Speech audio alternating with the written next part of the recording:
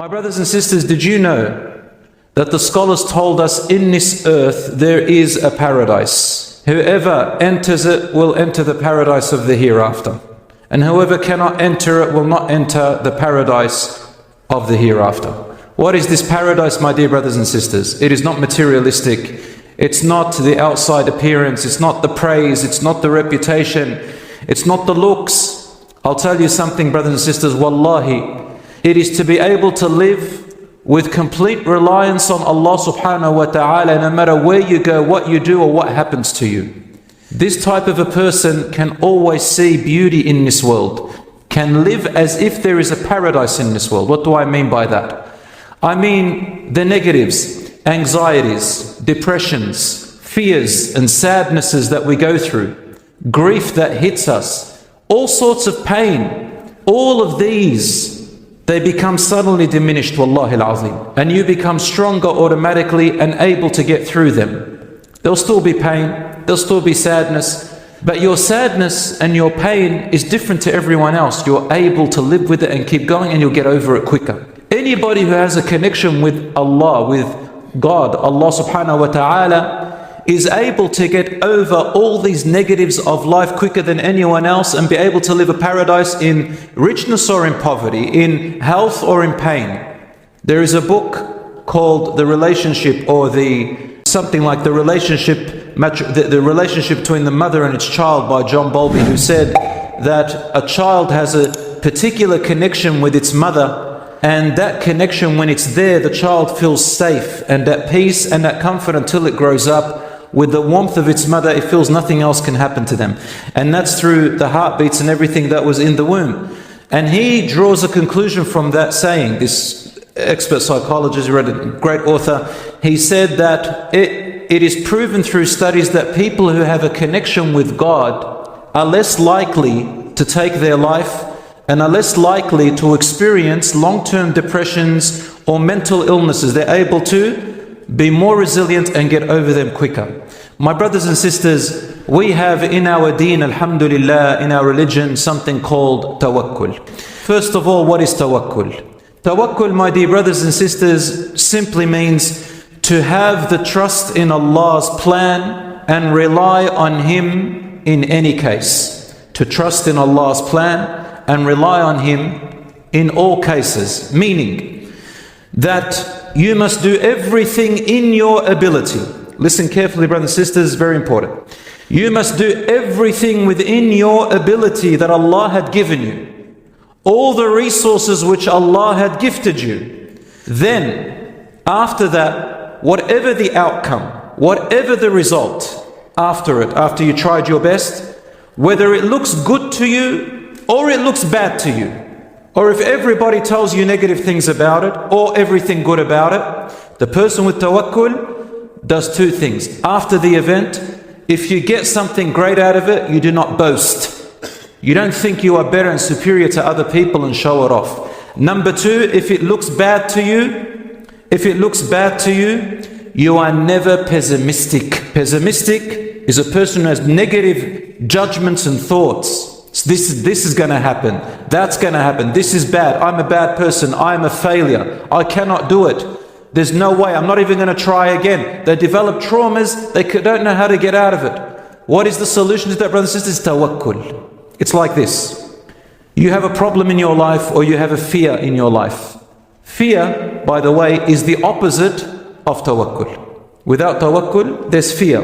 And then you've got to hold on to something that gives you motivation. But tawakkul, which is to hold on to Allah and connect yourself with Allah subhanahu wa ta'ala, that He has the best plan in everything that you do, means like this. If you're in a problem, you can't get rid of it, and it's playing on your mind, you can't go to sleep, you feel like the world has caved in on you, do these four things. No, do these three things. I'm going to make it easier. Do these three things. Wallahi, it works, and I've seen it work with a lot of people. It works with myself as well. Number one, you need to first and foremost truly and really identify clearly what is it that is disturbing you. What's your problem? Don't go into 5 or 10 different problems in your life. Don't branch them out. You just go to one by one. Just put it in one little bag and focus on that problem. Identify it. You can do it right now while you're sitting here. Identify a problem that plays on your mind. One, not two, one. Is it your exams? Is it money? Is it your children? Is it your marriage? Is it something someone said to you? Is it your looks? Is it your job? Is it your car? What is it? Any problem. Is it something legal? Is it someone who is after you? Whatever it is. One problem. Identify it. Focus on that problem. Next, you're going to do this. The next thing, you're going to do this. You're going to truly from your heart, honestly and sincerely say, and even if you need to close your eyes for this, and you forget about everything around you for about 1 minute, not even, just 20 seconds. Just empty your mind. Can you do that? Can you do it for 20 seconds? Just don't worry about anything in the world. There is nothing else. Imagine you're going to die tomorrow. There's nothing else that matters. Focus on that problem. Close your eyes and say to Allah. If you believe in Allah, say to Him, "Oh my Supreme Lord, I'm going to take this problem off me. I don't want it anymore. I don't want to think about it. I don't want to deal with it anymore. And I am giving it to you, Ya Allah. I give this problem to you. Wakkaltuka in Arabic. I delegate you. You, Allah, take it off me. I'm going to give it to you to do whatever you want with it. I don't want it anymore. I'm taking it off my shoulder. Just give it up. Give up that problem." That's the second step. Suddenly you're going to, if you do it right, you're going to feel a little bit of pressure go off you.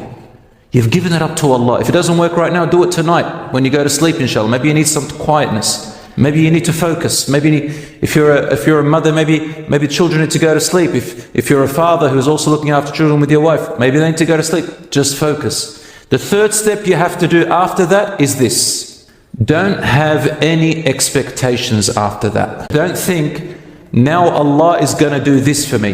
Just empty your brain, empty your expectations and say, "Ya Rabb, anything that you decree as the outcome from this, I accept it.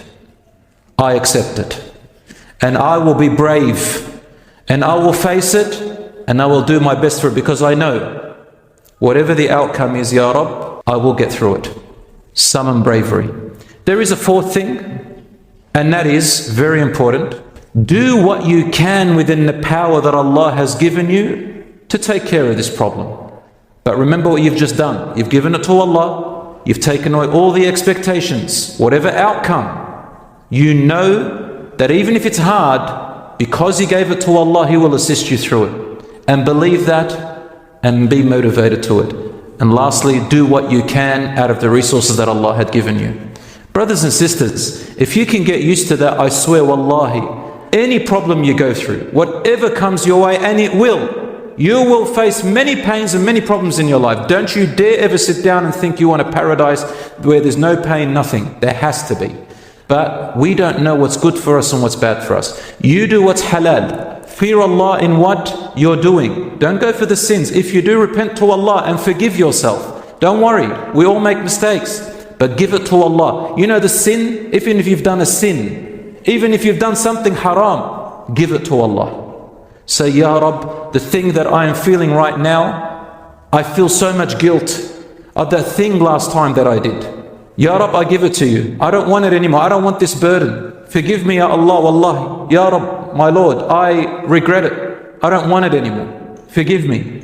Suddenly say, "I don't have any expectations. I'm going to do my best." Be brave and keep going. Forgive yourself. If it's a right of someone else, say, "Ya Rabb, I don't want this problem." Don't expect any outcome. But the fourth thing is, go and see what can you do to repay the person that you've wronged. How can you make it up to them? Lift that burden off you in any case. Brothers and sisters, let me explain something further. One of the biggest mistakes a lot of Muslims do is when they think about relying on God, on Allah subhanahu wa ta'ala, they take it too far, to one extreme. And that is, they forget about their actions that they have to do, and they forget about cause and effect, the laws of cause and effect. If you do this, that's going to happen. If you don't do that, you're not going to get that. Who created these laws of cause and effect, brothers and sisters? Who created them?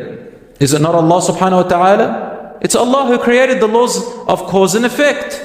So when you do something, you will receive. Go ahead and do it. Tawakkul means to use the laws of cause and effect which Allah created for you, because He gave them to you. We're sitting there sometimes and we think tawakkul, tawakkul. Everything, sometimes we have 50% of the solution around us, but we refuse except for a supernatural solution.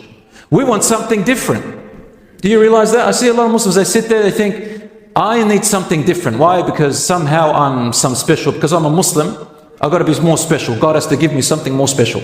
Some kind of sign, different to everything else. I heard one young person said to me, I wanted a sign from Allah about which way I should go. I said, what did you expect? He said, I expected a lightning. Well, I don't know why I expected a lightning. I think he watches too much Netflix. I don't know what the issue is. Lightning. Another one said, Wallah, I just wanted heck, a breeze, little wind to come through the window. Says, what kind of tawakkul is that? Brothers and sisters, you have to use the laws of cause and effect. You have to do what you can.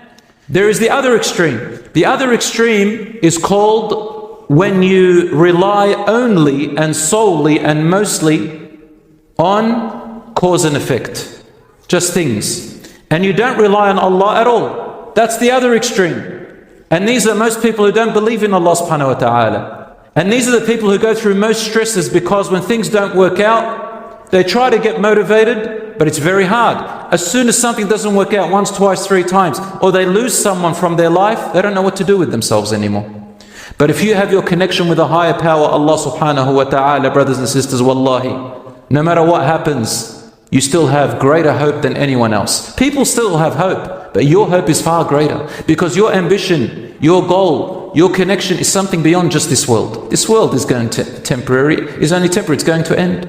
So how it is tawakkul? It is to rely on Allah subhanahu wa ta'ala and do what you can of your effort together, hand in hand.